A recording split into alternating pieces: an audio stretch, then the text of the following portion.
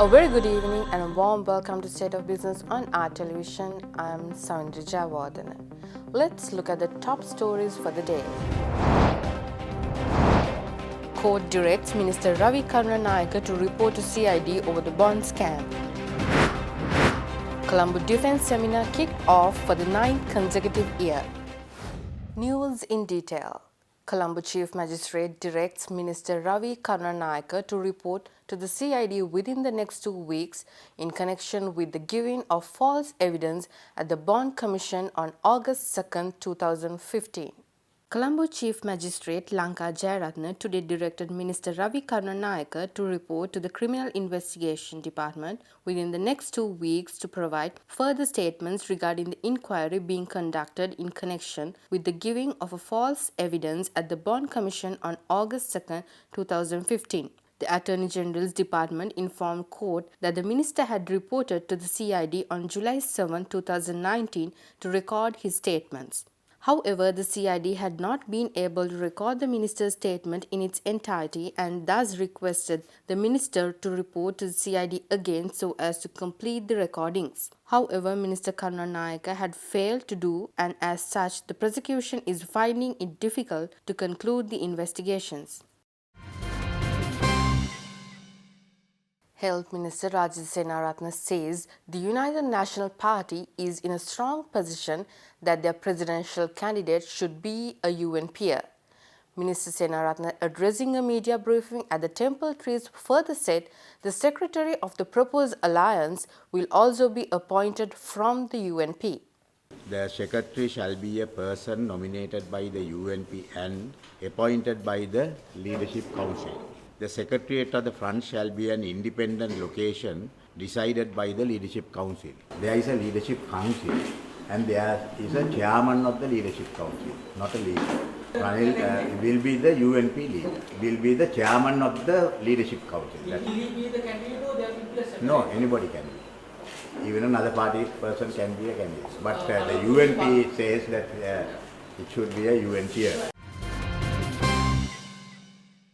The Colombo Defence Seminar was initiated today under the patronage of the President Maithripala Sirisena for the 9th consecutive year at the BMICH. The Colombo Defence Seminar will go on till tomorrow at the BMICH under the theme of Evolving Military Excellence in the Contemporary Security Landscape. This year's Defence Seminar is expected to attract around 800 foreign and local participants, including 13 foreign and 14 local speakers over 9 sessions that will cover the sub-themes such as contemporary security landscape, conflict or cooperation, confronting terrorism, military modernization and military readiness in the contemporary security landscape. Addressing the event, newly appointed Commander of the Sri Lanka Army, Lieutenant General Shavindra Silva elaborated on key aspects that the modern-day military should abide to, especially living in a multicultural setting. Moreover, making the opening remarks at the event, Defence Secretary Retired General Shanta Kotegoda highlighted that all nations should collaborate to wipe out the rising religious extremism, which is a major cause of conflict in the Indian Ocean region. My mind is also challenged by corporate world thinking, such as the triple bottom line concept: people, planet and profit.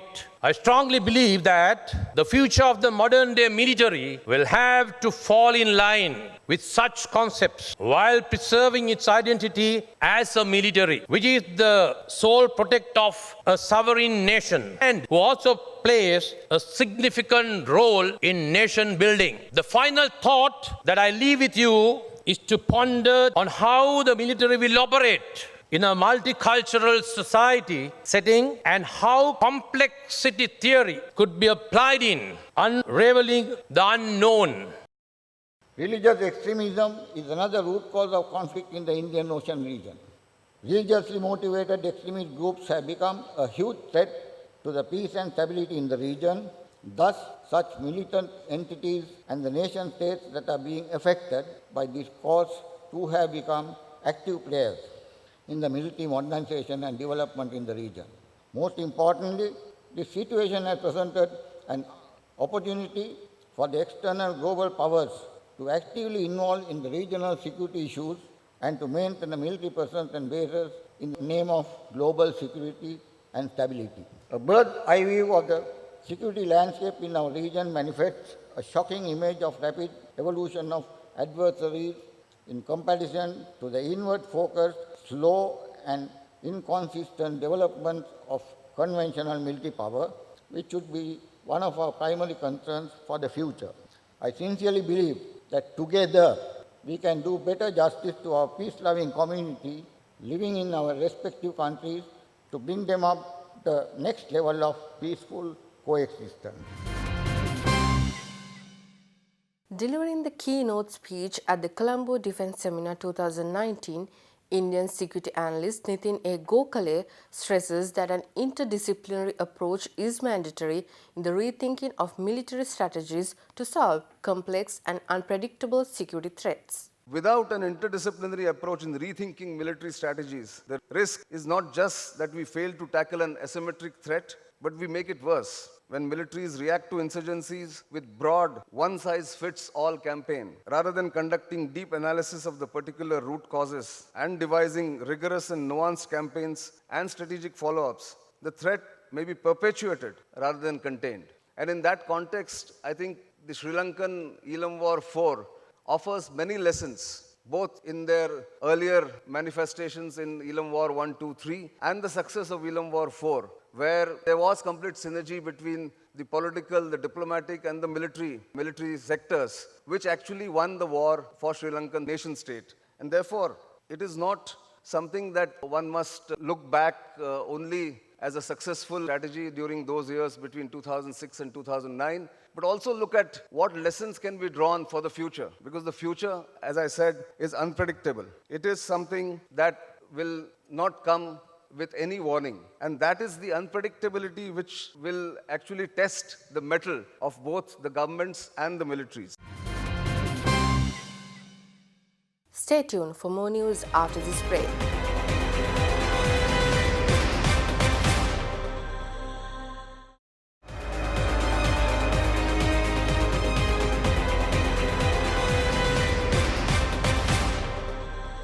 Welcome back after the break. Former Central Bank Governor Ajit Niwad Cabral yesterday called on the government to fast-track economic reforms to improve economic expansion, warning that failure to do so could push growth to historic lows. Former Central Bank Governor Cabral insisted that growth had suffered since 2015 and could slip to as low as 1.5% in 2019 unless the government steps up efforts to galvanize the economy. He said that the central bank projected Sri Lankan's growth to be 3% this year, and however, the growth which was recorded by the Census and Statistics Department in the first 3 months of the year stood at 3.7%. The former CBSL governor also dismissed official data as being doctored and stressed his observations were that the economy will grow at a much slower rate than official projections. He also faulted the government for not implementing policies to foster growth in the last 4 years and stated the public was suffering as a result. Cabral warned that placing caps on lending interest rates could be distortionary and lead to unforeseen consequences in the financial system. He also disagreed with plans by the government to amend the Monetary Law Act to prevent excessive money printing by the central bank, insisting that it was necessary leverage for a government. He also added that he would extend his full support to any new investigation into the controversial central bank bond scam that took place in February 2015, insisting that a credible and independent investigation is yet to take place. The International Gem and Jewellery Exhibition, which is known as Facets, kicked off this morning for the 29th year at the Sirimau Bandaranaike Conference Hall at the BMICH premises. The 29th edition of Facets International Gem and Jewellery Exhibition, which started today, will go on till 1st of September in a bid to attract international dealers to the country. Facets International Gem and Jewellery Exhibition is organized by the Sri Lanka Gem and Jewellery Association and sponsored by the National Gem and Jewellery Authority and the Export Development Board. Facets 2019 will showcase a wide range of gems that suit any budget, from colored to semi-precious and precious stones, as well as costume jewellery to some of the best crafted valuable gold, platinum and silver under one roof. Meanwhile, one of the biggest buyers of Ceylonese sapphire, Louis Allen, attended Facet 2019 as the chief guest and commented that Sri Lanka has a very important position in the world for gemstones. President Maithripala Sirisena has again rejected the signing of the Millennium Challenge Corporation $480 million grant agreement. Reliable government sources revealed that the president had told the cabinet to leave the subject for a new government. President Maithripala Sirisena told the cabinet of ministers last month that each clause of the agreement with the Millennium Challenge Corporation of the United States should be scrutinized before it was approved by Parliament. The MCC Agreement was initially placed before the cabinet in April, and President Sirisena since then refused to endorse its signing despite the moves by the UNP to push for its early finalization. However, the president last Tuesday had told the cabinet that the signing of the MCC's $480 million grant agreement should be left to a new government to handle. The president's decision to reject the early signing of the agreement comes amidst reports that Sri Lanka could lose the grant if the agreement is not signed by September. The US Ambassador to Sri Lanka, Elena B. Teplitz, has tried to dispel suspicions raised about the agreement. Addressing an event in Colombo organized by the American Chamber of Commerce just 2 weeks ago, she said that Sri Lanka will retain oversight and control of all aspects of the supposed project, which all the roads undergoing improvement, every traffic signal and bus network that is upgraded, every aspect of the effort to digitalize land records and to produce accurate land surveys. She also assured that the United States will not own, will not control or in any way administer any land under this agreement.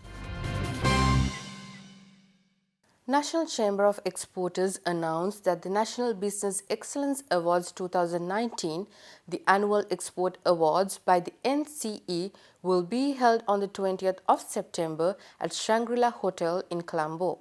The awards are given in recognition of the excellence of Sri Lankan exporters of products and services in the international marketplace. Over 750 participants, including business leaders of the country, especially exporters, high-ranking state officials, and special invitees, including political representatives, will join the event. Moreover, the theme of this year's event is strengthening governance for sustainability. Thus, Catriona Jayasundara, General Manager of Commercial and Marketing at Colombo International Container Terminals, highlighted the need to uplift the export sector in Sri Lanka. I believe you all know what a vital role the export trade plays in the economy of Sri Lanka. I personally truly believe that the future development of the export trade truly depends on the trade's ability to embrace innovation and technology, and their ability to actually bring in diversification and new products that can compete in the international community in quality and value. And I believe, being a country so rich in resources and intellectual property, our prospects are absolutely endless.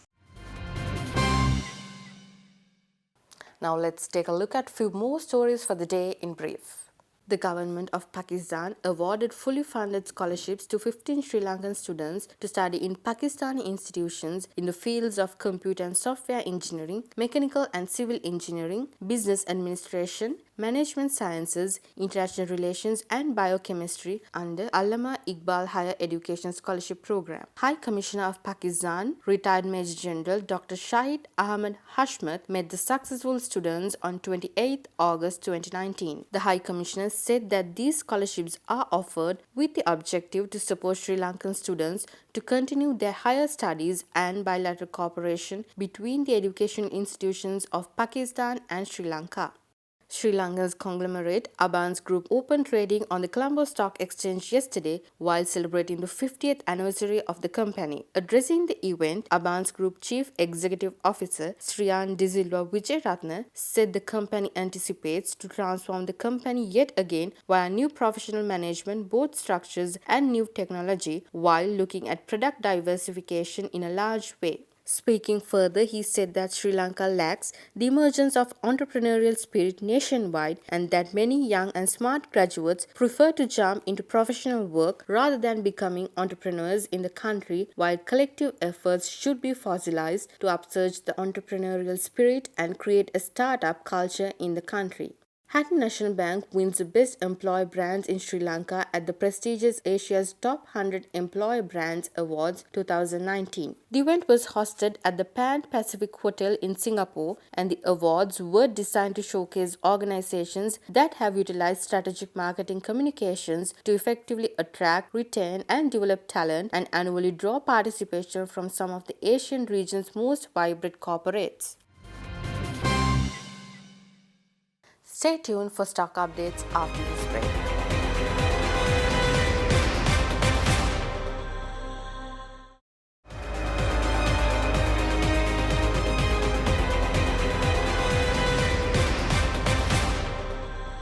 Welcome back after the break. Trading at Colombo Stock Exchange ended on a negative note today. The all-share price index dropped 10.44 points to close at 5,900.48, and the S&P SL20 dropped 4.05 points to close at 2,924.65.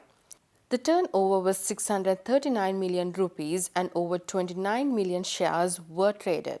Up next are forex trades.